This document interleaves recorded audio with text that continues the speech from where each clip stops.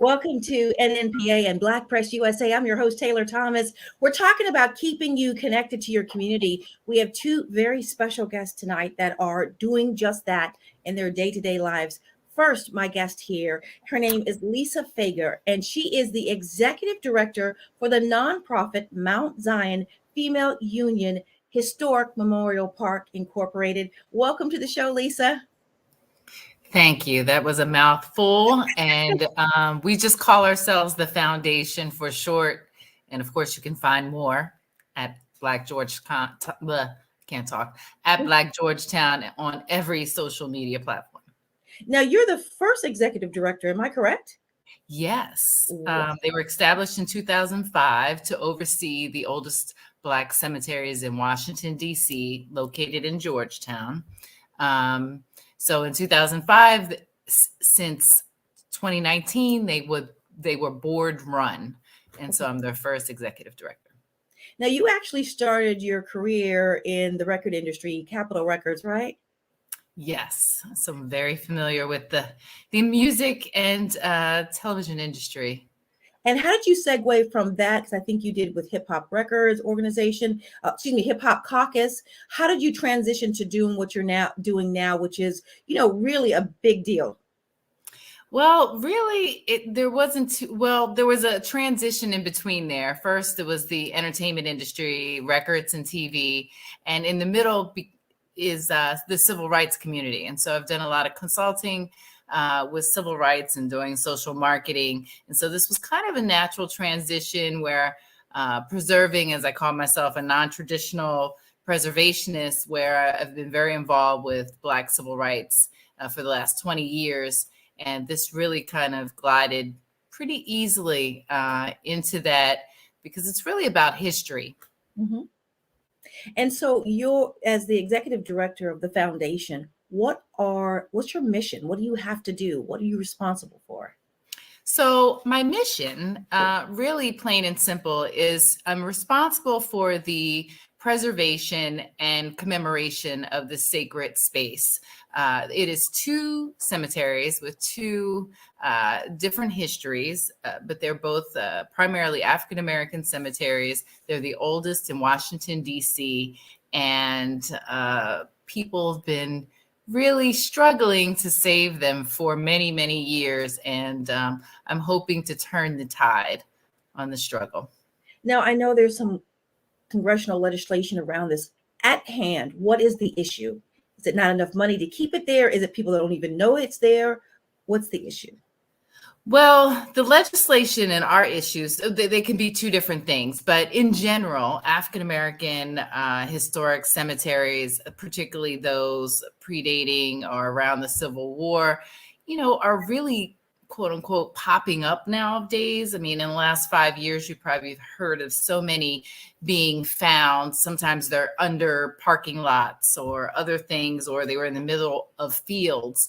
We don't have that particular history in that, but we did have our fight with developers and saving the land, that type of thing. But really what happens around the country is these places or spaces are usually somewhere where the government has taken some type of eminent domain, and now say somebody's trying to renovate or redo a highway, and you find that those cemeteries still exist. And so it's about cataloging them, about understanding who's there. Our cemetery in particular is the oldest in DC, in the oldest neighborhood in Washington, DC. We are connected to pretty much every institution that helped start this country, of having enslaved people, free people, and freed people of African descent interred there. So my ultimate goal is to establish a Black Georgetown Cultural Center that will really help put context to and put us into the narrative. We were here and we helped build this country, and you should know the context in which we were impactful in this American history. Do you find it now in the era of George Floyd that you get more support now for your mission as it pertains to helping to keep our history as, I mean, cemeteries, of course, everyone you would think would want and value that. Are you finding more support now? I found more support during that year of 2020, a lot more interest, financial support in the first 2020. Right now, we're really struggling financially, and that legislation really is a study that needs to be happened that will help us document all these cemeteries across the country and really help a lot of us put in our local history is also as important. That's what's so awesome about these cemeteries, is that if you didn't learn a lot about your African American history locally where you live, that you could start there. You could start right there and look at the people who are interred there. So congressionally, what are they? You did say it's a study. So what are they asking to do for those that are unfamiliar with the study to preserve these Well, the study is first just looking at what's there. Okay. It's really looking to document African American cemeteries, historic African American cemeteries. And then what is the hope is that there'll be an office within the National Park Service that will help support these cemeteries, that'll help us document, help us save the cemeteries from erosion, provide technical assistance, support maybe a coalition or a network where we can talk to each other and really learn how to save these cemeteries in our local communities. Now, these two cemeteries that you talked about that are the oldest in the District of Columbia, what are their names and what's going on with them right now? So there's the Mount Zion Cemetery, which is connected to the oldest Black congregation here in Washington, D.C. The oldest Black congregation started in 1816, but they also shared the church as the oldest Methodist church in D.C., which is the Dumbarton United Methodist Church. So they shared it. It actually started as an integrated integrated cemetery and church. And then that part of the cemetery was established in 1808. In 1842, a group of free Black women established the Female Union Band Society, which is a group of free African American women that was a mutual aid society. So if you were sick or ill, you had paid in this money every week. And so if something happened to you, they would then be able to take care of you. And you had also a burial plot.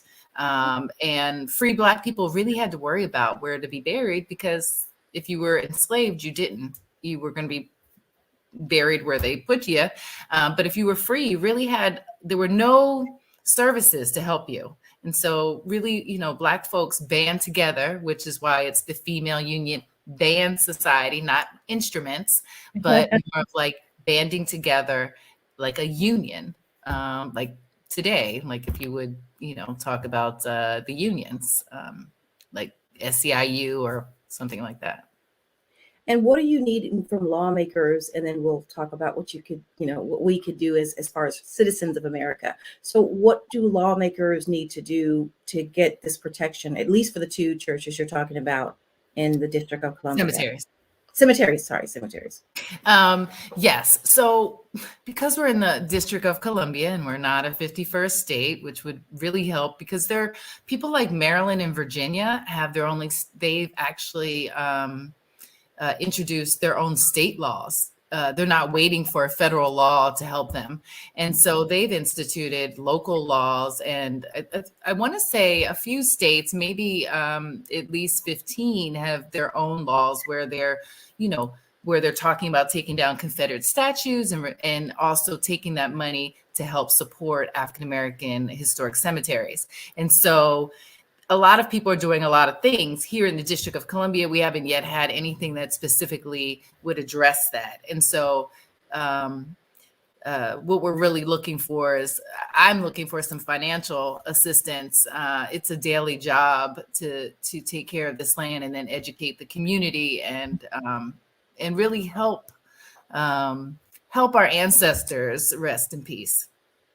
So I know that there have been a number of stations, television stations that have either did a story about what you're doing. Is that one of the biggest ways that you're getting the word out about preserving these sacred grounds? Yes. And I will say that there's no real opposition to this study at all. It has clear bipartisan support. It was Senator Brown and Senator Mitt Romney that introduced it together. And then also it was really started on the House side a couple years ago. And that, I believe, will be reintroduced sometime this month by Congresswoman Elma Adams out of North Carolina and Congressman McEachin out of Virginia. Okay. So we have a lot of support behind this. It's Okay. just really, I think we need to get more on top of our legislators on what we expect after this study and what might need to be included in it. Because I'd like to see some things around, particularly HBCUs, be included in, and high school vocational programs advocating preservation, where, includes communities of color. I have not yet met a preservationist or somebody who specializes in restoring monuments of color. I've not met a person of color yet, and I know they exist somewhere. You would think in DC I could find one easily, but I really want to support a community that might have a vested interest in the people who are interred here, and it's actually pretty hard to find. So with the proposal before congressional leaders, how long are they asking for the study, and what type of expense is this? I mean, I would think that this could be rather costly. Yeah, they're advocating $3 million. I believe the study would be over 5 years. Okay. And they're not starting from nowhere. There have been a number of people that have been doing things around cemeteries and collecting data in academia and databases. It'd be great to connect some of these databases where, particularly now, everybody's into looking for their ancestry. And particularly our ancestors that have been enslaved, it's a little harder to connect the dots. And so I think that this will help us a lot, tell our own story. Now, Lisa, is this congressional action? Is this just specific to the District of Columbia because it's not a state? Because I wonder, I know you mentioned other states have things to kind of preserve or protect, in a sense, some of these sacred grounds. Well, no, this particularly, this information that Senator Brown introduced last week, this is for the whole country and everyone, and it would support, the nation, and it would be under or fall under the Department of Interior and the National Park Service, who right now takes care of like what historic sites are and etc. So it's a great fit to be in there.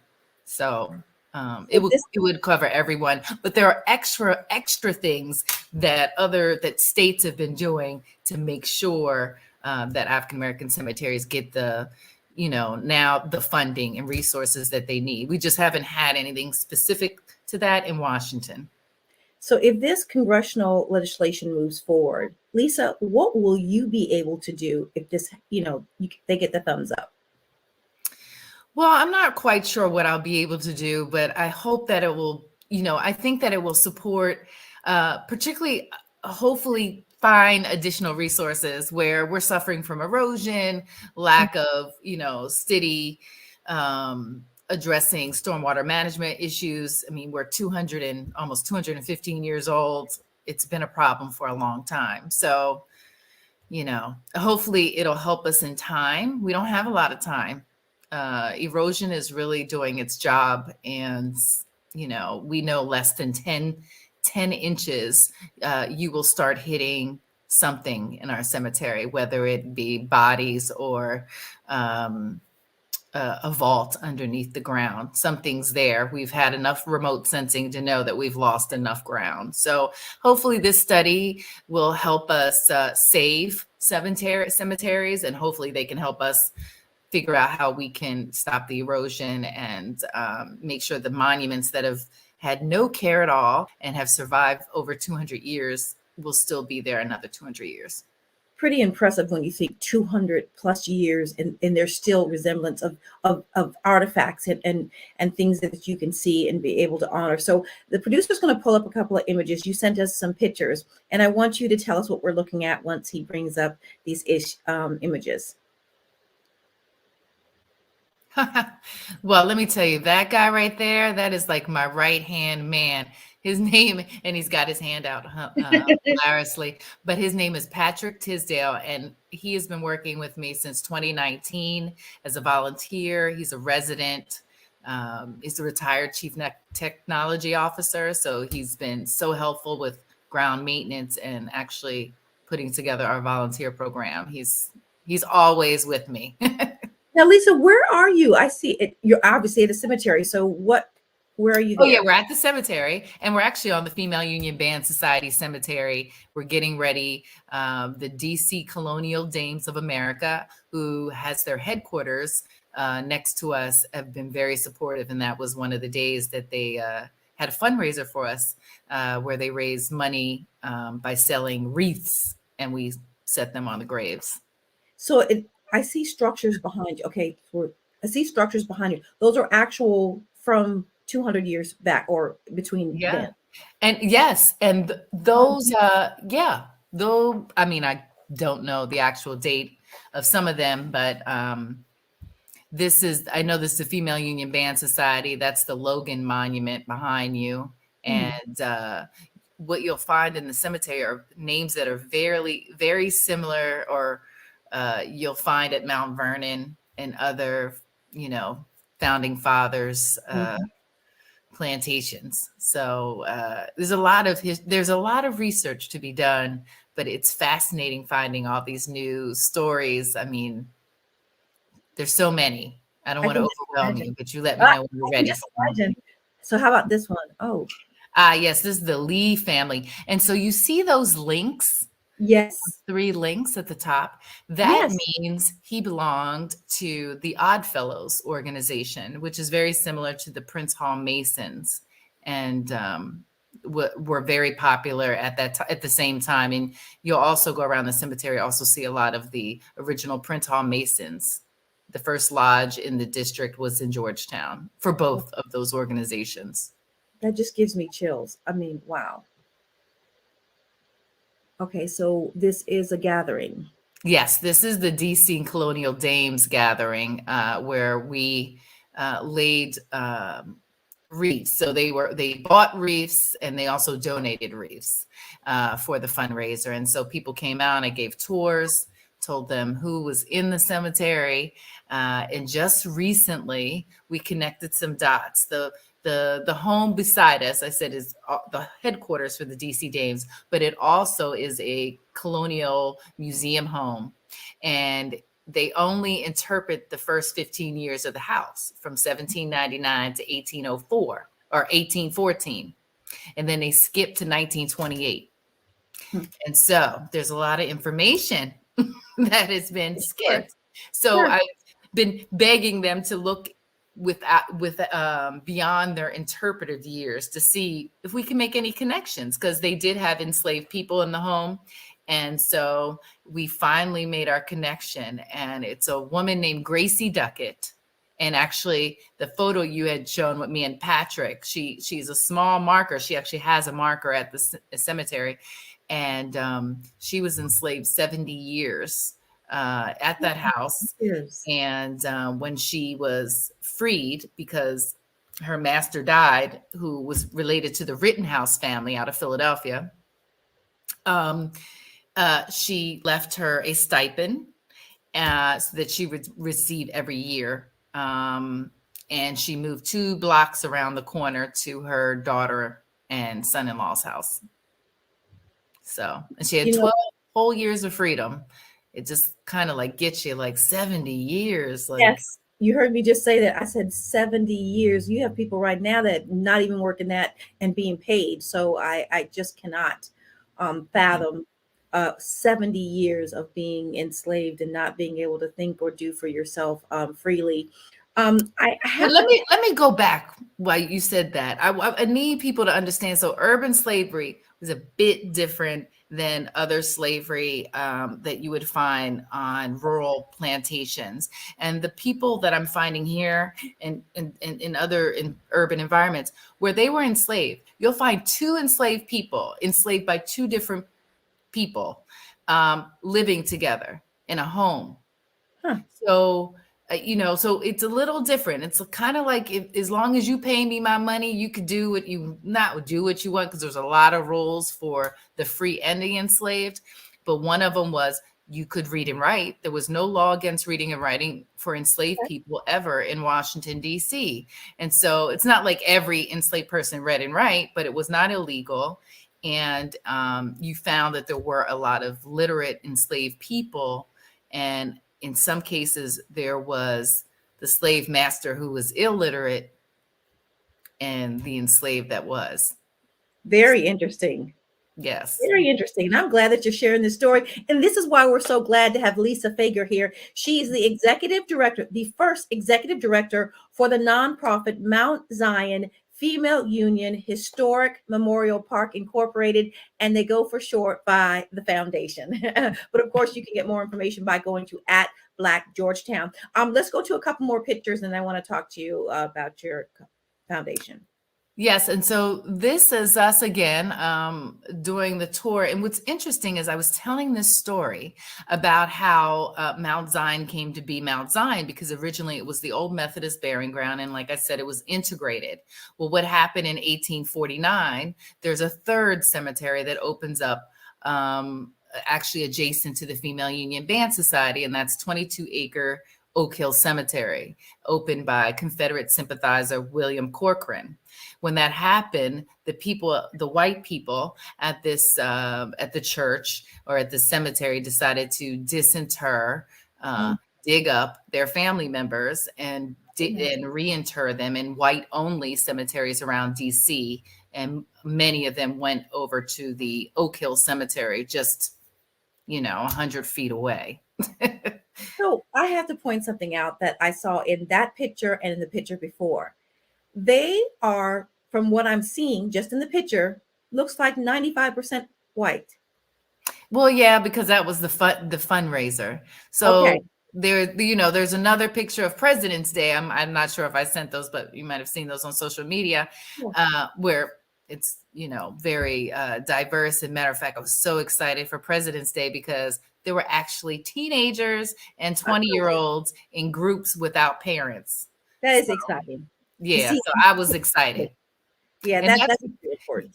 Yes, very important. And that's because a blogger an influencer who's, cool people posted it. And then you could see the reflection of, her following that came. And I was so excited about that. So yes, it depends on the people that we're working with. This particular fundraiser was something that we did with the Dames. And then of course it was COVID. And so I kind of kept it, but it was open up to the community. And this looks like wreaths. These are the collection of the wreaths before they actually placed them. Yes. Yeah. And so we gave, I just took them around to people that I wanted to share their stories. There's Gracie Duckett, the one I just told you about.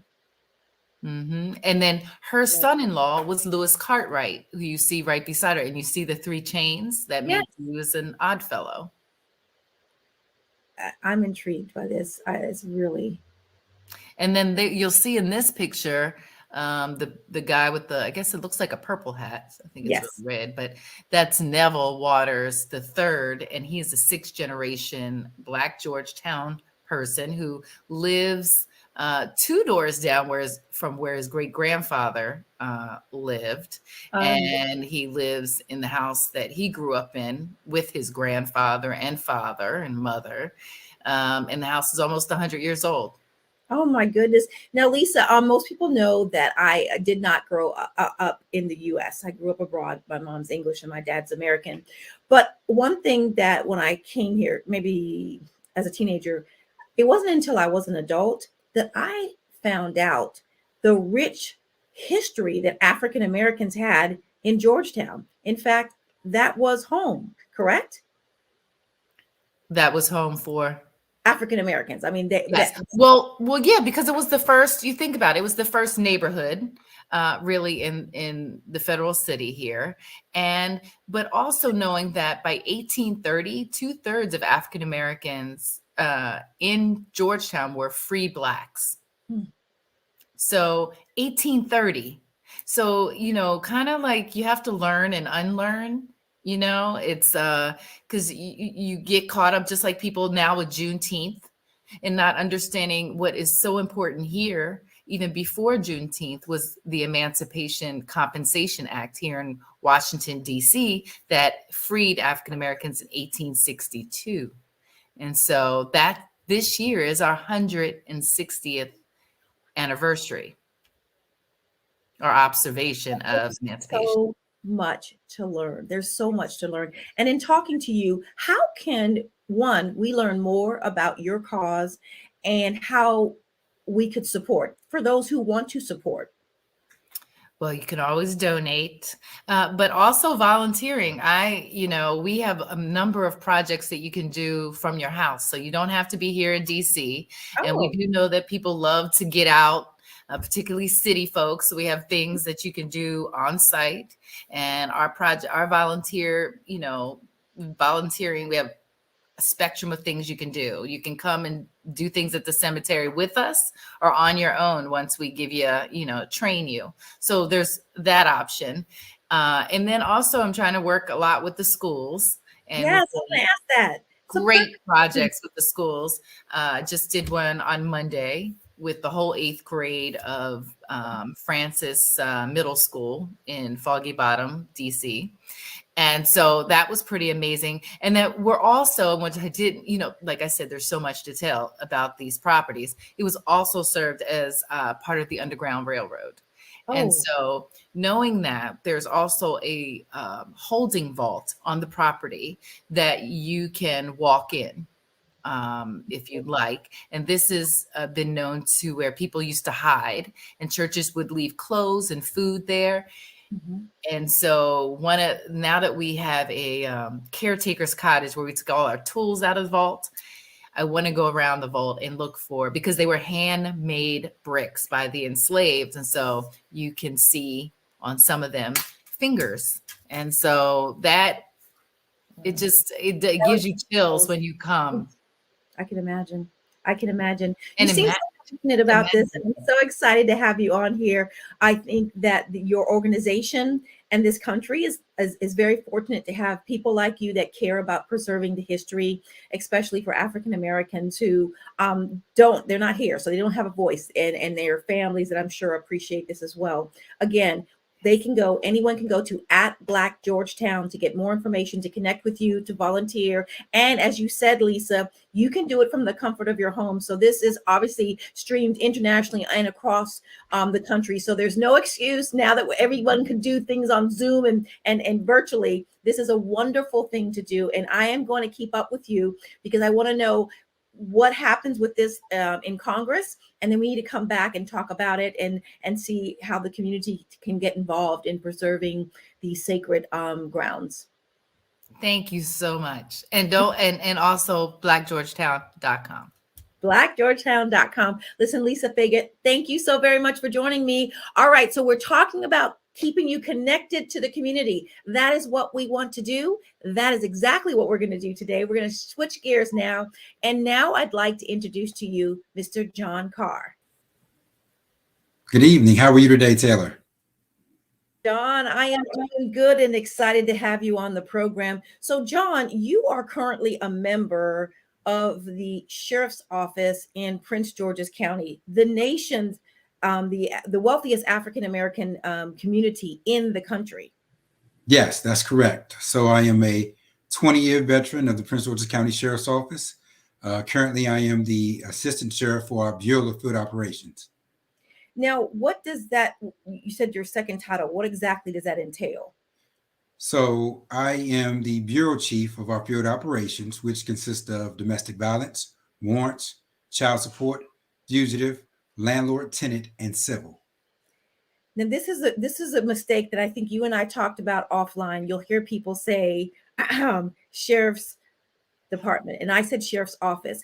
Now, I know in North Carolina they had their police, and then they had a sheriff's department. Why would a county need both a police department and a sheriff's department? So that goes back to the history. So the sheriff's office in Prince George's County is the oldest law enforcement agency here in the county.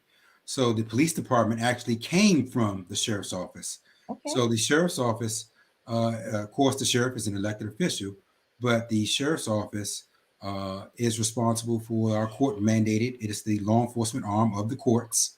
And we had no investigative powers outside of the courthouse, but we have all of the law enforcement powers throughout the county and also can actually go throughout the state. So the police department was created to, one, for its investigative abilities and powers, and two, also to assist with serving the citizens here of the county. So obviously, a sheriff can arrest a person who's speeding. Is a sheriff a person who will be at the side of the road stopping? Would a sheriff stop someone if they think there is illegal activity taking place, or is it just to serve warrants of, for whether it's a child support or a warrant for arrest? No, the sheriff's office has all arrest powers, has all police powers, such as a Prince George's County police officer would have.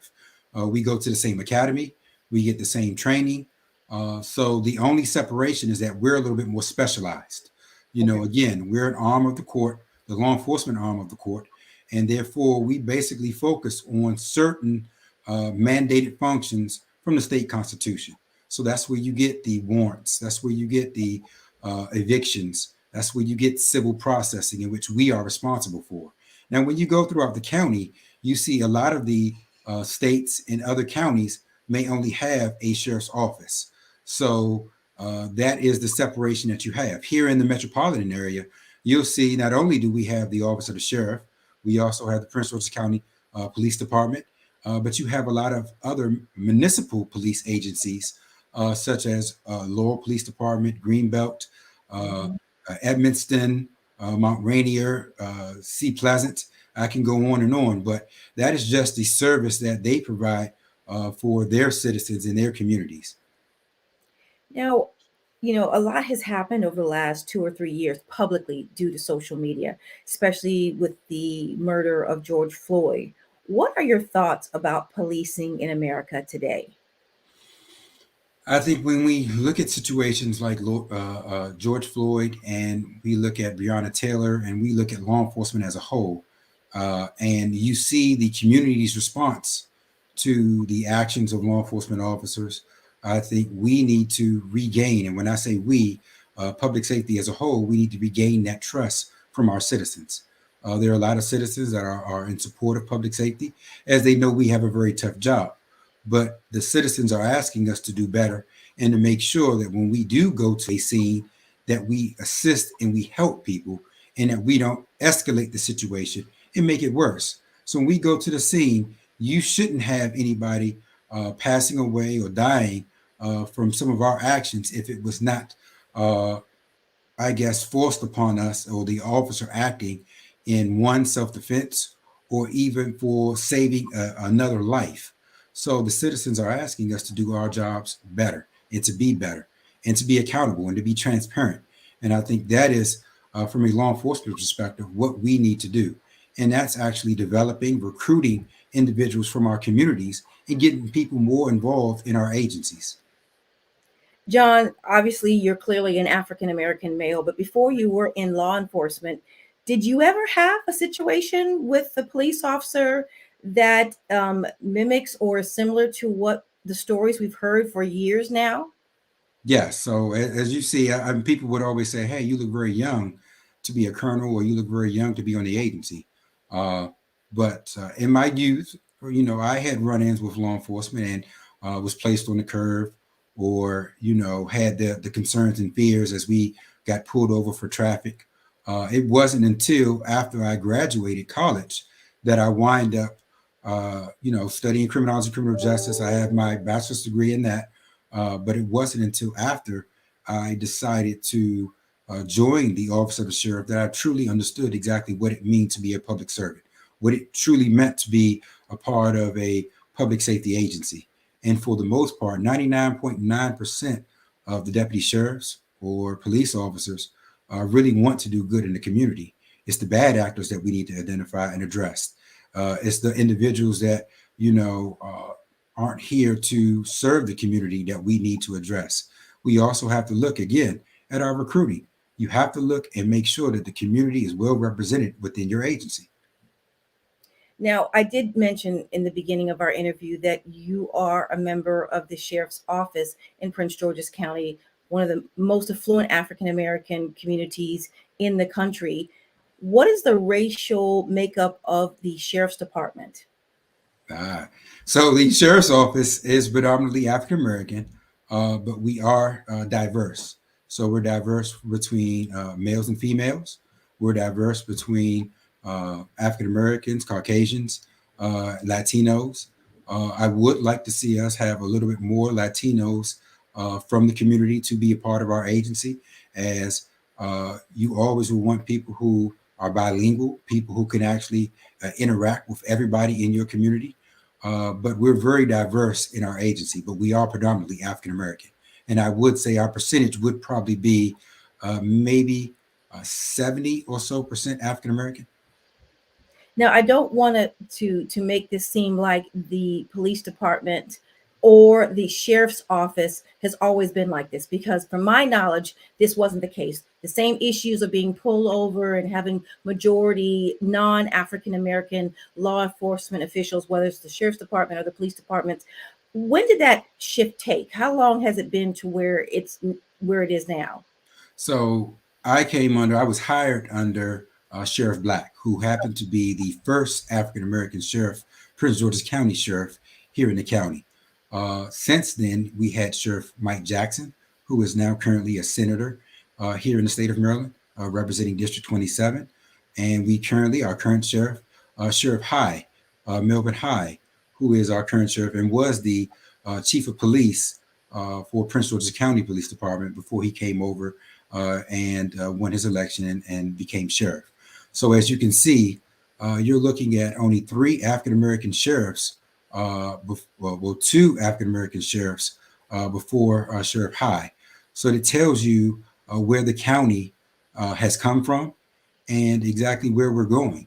And pretty much, if you're from here in Prince George's County, there was a time where when the street lights came on, you didn't want to be here if you were African American. There was a time where African Americans weren't treated what we would call equally compared to everybody else, and we were stereotyped. Driving here in the community with tinted windows and rims would more than likely get you pulled over. But that has since changed. There's still some work that we have to do, still some things that we need to improve upon. But again, it's going to take the community to be a part of the agencies in order to get that done. What outreach efforts are currently taking place in the sheriff's office to get Latinos or other African Americans or non-African Americans on the force? So our biggest recruiting tool of what we have is our deputies. We have outstanding deputies. Our deputies represent the agency, not only Sheriff High, but we represent the agency 24 hours, 7 days a week. When we go out, we're always recruiting. We're always interacting with folks, letting them know exactly what we do, because a lot of times people may not know exactly what we do here at the sheriff's office. And we're also asking, hey, if you would like to be a part of our community, part of our family, please, here's what you need to do in order to join. We also are actively working with kids. We have a Positive Day program, which are in the middle schools here in Prince George's County. Several of our middle schools where we teach life skills. When we work with kids who may be, going down a wrong path or maybe just needing a little guidance, we start to work with them. And that's when you develop that relationship. We've had a wonderful Explorers program that was done by Captain Poole, in which she helped develop our kids. And many of those kids that were in Explorers program actually are deputy sheriffs. And we actually have one of the kids that are now a municipal chief for Sea Pleasant. Chief Devin Martin was part of our Explorers program here in Prince George's County Sheriff's Office. So our interactions with the community and the youth is what really helps us out. Now, Sheriff Carr, you've been on both sides. You were obviously a civilian, then you became in law enforcement. So if you could take a second right now for families and people like myself that do not have anybody in their family that's in law enforcement, to understand the mindset of a person on the street and not knowing who you're pulling over or who's walking up to you. So let me, I guess, give the mindset of a public safety officer or law enforcement officer. Of course, we go through extensive training, but in that training, one, you have to make sure you're understanding the laws, rules, and regulations. Each agency has their own policies and procedures, and then you're interacting with people who are in distress. You're interacting with people who are at their worst at that moment in time. Either you're getting dispatched or either you have a document in which you need to enforce, such as a protective order, a warrant, civil processing. So you know that this person is more than likely not going to be happy to either receive the news or either you're dispatched and you're going to a situation that's already emotional and that people are upset at that moment in time. So you as a deputy sheriff or even as a officer have to de-escalate the situation and to calm and bring everybody down. Now that's just the initial as far as once you get there, but there's a human element to it. Every police officer, every deputy sheriff, we have our own families. I have kids. I have four kids. I have a wife. We all have our issues. You have family members. We're dealing with COVID-19, such as any other citizen here in the county. We go through, and you have that. You have your own personal issues that you need to set aside and leave at the door when you come into the job. As you walk up to a car with the unknown, not knowing if this person is going to escalate the situation or if this person has a weapon, you need to make a determination on how your interaction is going to be. So from the mindset of an officer is, one, you want to make sure that individual is safe and you want to serve them, but you also have to be mindful that, hey, what about, the safety of the officer or the deputy and their feelings? And people will say, well, hey, you shouldn't take this job if you're going to be scared, or you shouldn't take this job if you have any issues with that. Anytime that you go to a situation where it's escalated and emotions are high, you're going to have some sort of fear. You're going to have some sort of, your heart's going to start to beat fast. You're going to have some sort of hair raising in the back of your neck, basically putting you at alert. During that time frame, we are trained to then bring that situation and de-escalate that situation down. So we do what we call verbal judo. You want to try to be able to communicate. You want to try to be able to assess a situation as quickly as possible and address it as best as possible to try to have a positive outcome from all. You mentioned each department and agency has different policies. Do you think perhaps that may be one of the biggest issues that this country has when it comes to policing, with everybody just having different guidelines?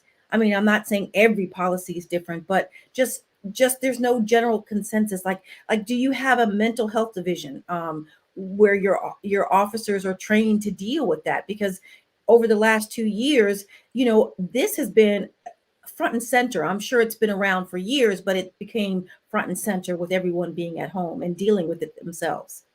So the policies and procedures are just basically to set the rules and regulations for the conduct of the deputies or either the police officers. Our SOP, special operation procedures, they are for the guidelines, how to do it. So if I were to be out of the office and I'm a supervisor, anybody can pick up that SOP and actually read that SOP and be able to execute and do the job correctly and fair. So that's just the guidelines of how we operate. The laws are what dictate in reference to how the agencies perform their duties. So recently in the state of Maryland, there have been bills passed for law enforcement reform, in which, you have to have body worn cameras. You have to be able to intervene when you see excessive force being used by officers. These are things set forth by the legislative branch that the agency wants to make sure that we have our officers execute and make sure that they have and they understand what their authority, what they can actually do. So the rules and policies and procedures, even though you have different agencies that may say, one thing, they're pretty much a consensus. It's the laws that basically dictate exactly how you're going to carry out and what you're going to do. Marijuana, is a very big topic here in the state of Maryland. We need to have those guidelines set by the law in order for us to either enforce or to regulate. So when you do interact with somebody and they may have marijuana on them, it's not going to be based off of how much they have on them. It will be a citation, or it would be an arrest. So those are the things that govern us as public safety or law enforcement officers and agencies. You talked about training. Are sheriffs, deputies, and police officers supposed to shoot center mass? Is there no like shooting at the leg so you don't injure or kill somebody where you can So disable them? yeah, so when we talk about the use of lethal force, that is something that is more in the lines of a last option, in which you're trying to protect and save the life of someone else or yourself. And in using deadly force, uh, the thing that the objective is to stop the threat. It is not to take somebody's life. It's just to stop the threat. So when you people see something on TV, well, why didn't you shoot him in the ankle or the foot or the Mhm. leg? Under a stressful situation, and I don't know if you or anybody else has gone to the range, under a stressful situation, uh, you're not aiming, at a small object in order to shoot somebody in the leg. You're aiming to stop the threat. Now, it's not the intention of taking a life, but you just want to stop that threat. You want to protect that member of the community, or you want to protect, the officer or deputy, if it's a threat that may uh, kill them or injure them to the point to where they cannot function. And then now you have two guns, or you have a gun on the scene.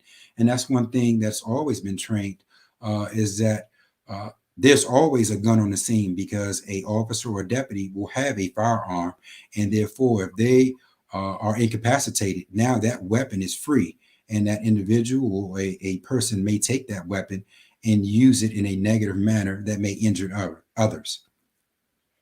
How often are you seeing these new ghost guns? I know that it is really hitting cities, metropolitan cities all across the country. What's the relevance in Prince George's County? So we're seeing them quite frequently. And when I say quite frequently, a ghost gun, for those who may not know, are guns that are not registered, that will not have a serial number, and are manufactured by piecing a weapon together, and that is functional. So an individual who has a ghost gun knows that that weapon more than likely cannot be tracked back to its original owner, or an owner in itself. If it's used in a crime, ballistics will be the only thing that would be able to be used to identify that weapon. But again, it has no serial number. It's something that was pieced together. They're easy to be passed along between individuals and other individuals. Our state's attorney, Aisha Braveboy, has basically championed that cause in addressing ghost guns and those individuals that are caught with ghost guns. Our police departments are actively going out and looking at cases in which weapons have been used in crimes, and they're also coming up and they're stopping individuals that actually have ghost guns. From the office of the sheriff, I mean, we're actively looking for those violent offenders and those first-degree assault individuals or suspects, to make sure that we apprehend them and take them off the street. The assault first-degree warrants, the attempted murders, those are the individuals that we are looking for and that we are actively going after when we talk about our warrant units. So when you bring up ghost guns, it is something that we consistently see here in the county, or that we are starting to see frequently here in the county. But I would also say that in some of the metropolitan areas, you're probably seeing an increase of ghost guns.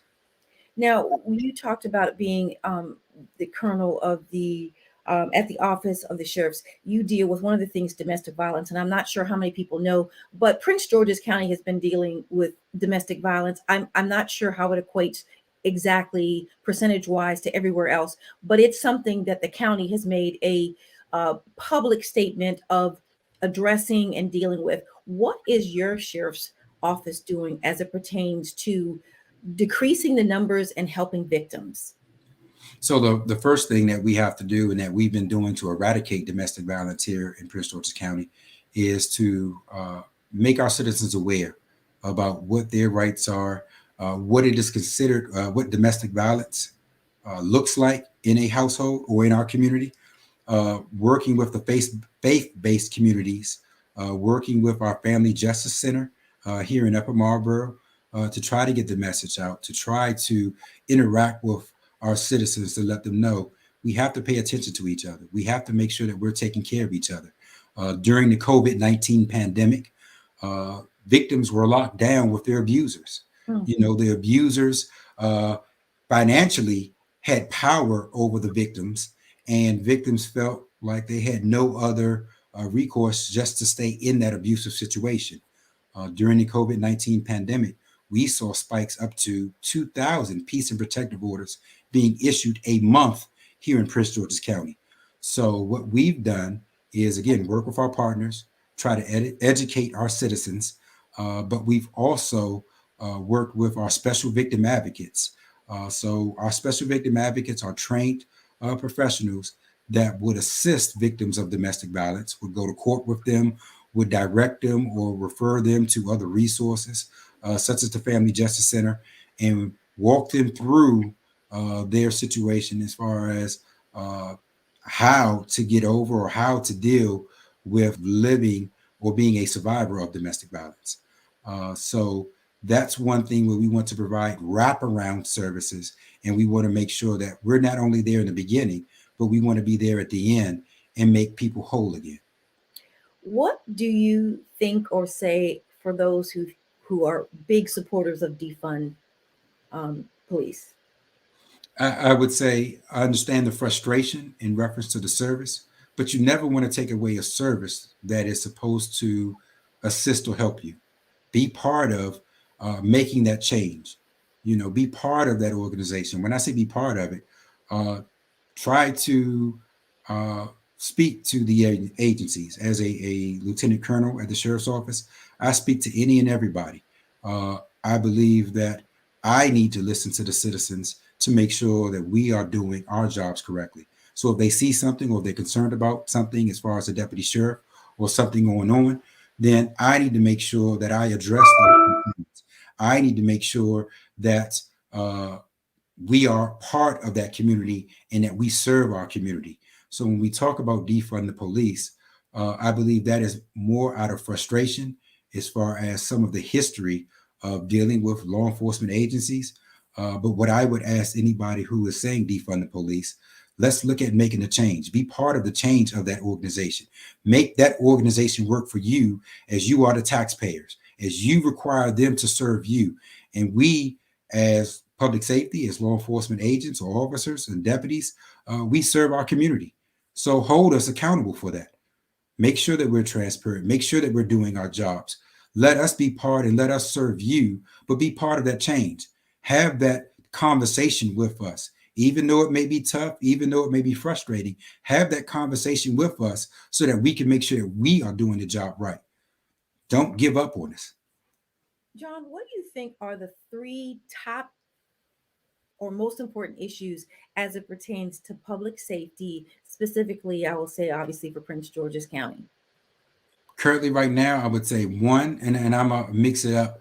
One right now, as far as the agencies, I would say for the sheriff's office, even I'll speak for the police department, recruitment. When you have situations where, you have a, Breonna Taylor, or you have, like we said, a George Floyd. I mean, they are situations where nobody wants to be in law enforcement or public servant.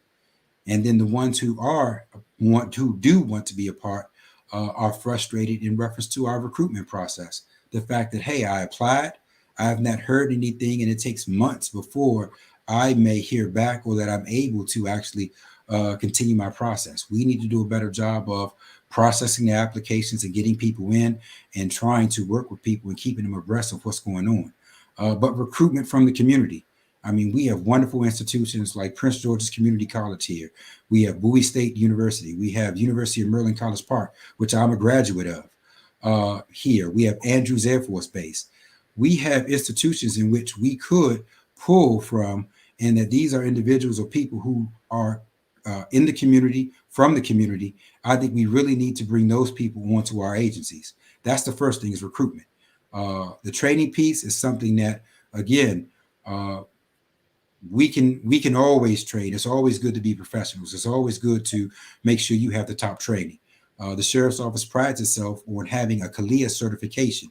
Basically means that we have a outside party come in, review our policies and procedures, and say that we are practicing best practices for law enforcement or public safety. And Oh, that is accreditation. And that's something that we do every year, that we okay. have to validate. Yeah, we have to validate what we do each and every year. We have to show proof of that. The next thing I would say is, when it comes to some of the issues, mental health. That's a huge issue, not only here in Prince George's County or the state of Maryland, but throughout the country. Mental health. People are hurting. People are struggling. People aren't working. People have financial issues. People have lost loved ones during this COVID-19 pandemic. What are we doing to address that? So for the Office of the Sheriff, we interact with those individuals who are going through mental illness or are in distress, as we serve emergency petition orders. And those emergency petition orders is when the deputy sheriffs would actually take somebody to a hospital or clinical technician to be diagnosed or to receive treatment. But we're seeing our numbers increase when it comes to mental health. So I would love to see more mental health resources here in the county, so that we can actually address that, not only just for our citizens, but also for our deputy sheriffs and police officers. It's a very stressful job.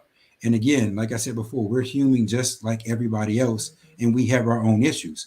So therefore, you want to make sure that we're taking care of our deputy sheriffs, our law enforcement officers, correctional officers,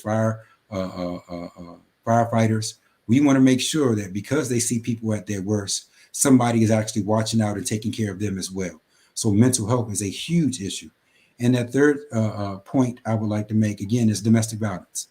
That is something that, again, I always will say, we have to watch after each other. We have to be able to take care of each other. If you see something, say something. I know it's a cliche, but you have to make sure that we take care of each other.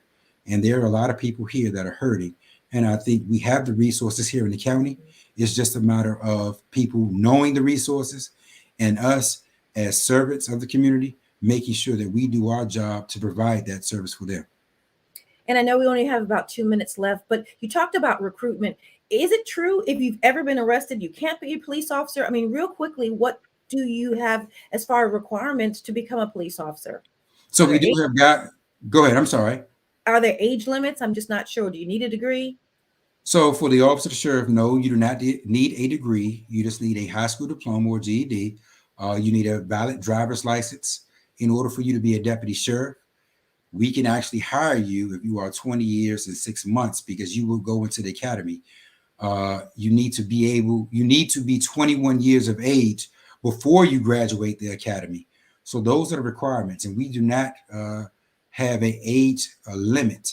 So for our older folks, people who think, I'm in my 40s or 50s, that I couldn't be in public safety or law enforcement, no, you actually could be in law enforcement and be a part of our agency. We have other roles and responsibilities that even if you weren't a deputy sheriff, we still have other roles, such as our support staff, our warrant processors, investigators. Those are things that, we still try to bring people on. If you do have a criminal background or record, unfortunately, that may disqualify you based off of what that criminal record will be. So if you have a felony, unfortunately, you will not be able to be a a deputy sheriff or a police officer. But there are certain guidelines that they look for when you actually apply. They do look at your credit. They do look at your drug usage. They do look at your criminal background. So those are things that are standards that you must meet in order for you to become a law enforcement officer. John D.B. Carr, Colonel at the Office of the Sheriff's Office in Prince George's County. And I said office, I didn't say department. Yes. So I really appreciate you talking to us. Oftentimes we get an opportunity to speak to law enforcement when something tragic has happened.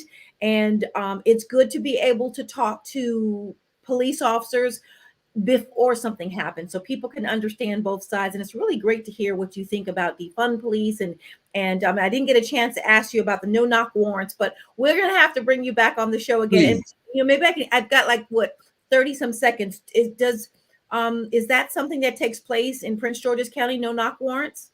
Office of the Sheriff, we do not execute the no knock warrants. We do have a policy and procedures if we had a situation to where we thought a no knock warrant would be used. That has to be approved by the Office of the Sheriff, but that is not a common practice. As far as that, that's something that we don't do, as we are the custodians of all warrants here in Prince George's County, and we know the value of executing that warrant and basically making sure that everybody is safe. So we would announce ourselves.